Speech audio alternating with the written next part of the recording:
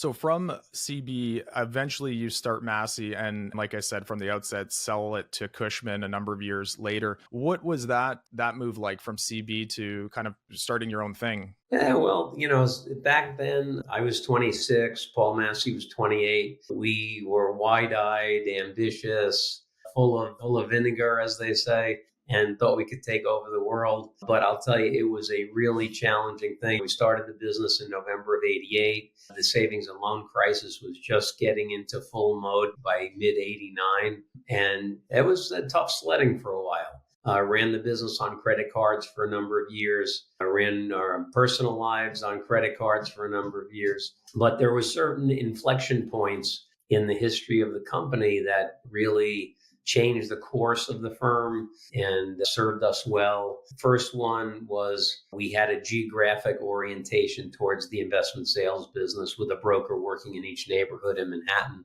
When we filled all those territories up, we said, okay, what do we do now? Do we get into office leasing? Do we get into retail leasing, mortgage brokerage? And said, look, we don't know anything about those other businesses. We know how to sell buildings. And let's go out to Queens and open an office in Queens. And we opened in Queens and then opened in Brooklyn. And that was a big inflection point for us. And then 9/11 happens. And we started the business 88. By September of 2001, we had 21 people. And right after 9/11, every company was downsizing. We were in a recession nationally. We have 9/11 happen.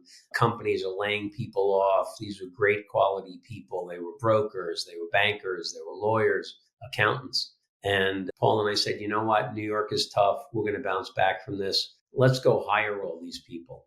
And at the time, he and I were both interviewing everyone who applied for a job with us. But we said, let's go out, hire a director of HR, hire up all these people. So we went out, and as I said, we had 21 people on 9/11. 2 years later, we had 150 people. So by the end of 23, the investment sales market in New York is coming roaring back.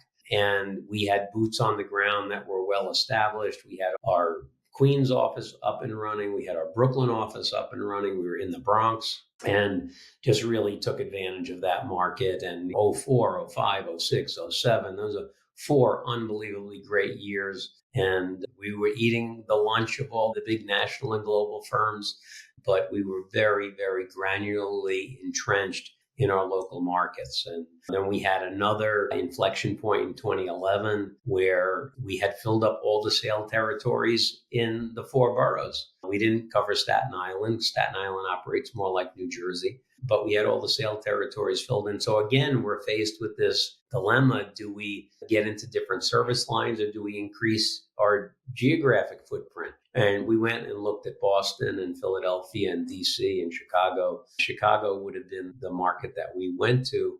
But what we decided was that we had decades-long relationships with a lot of folks in New York. Let's just offer them more services. And so we got into the mortgage brokerage business. And that was a great business for us. And then we end up selling the firm in 2014.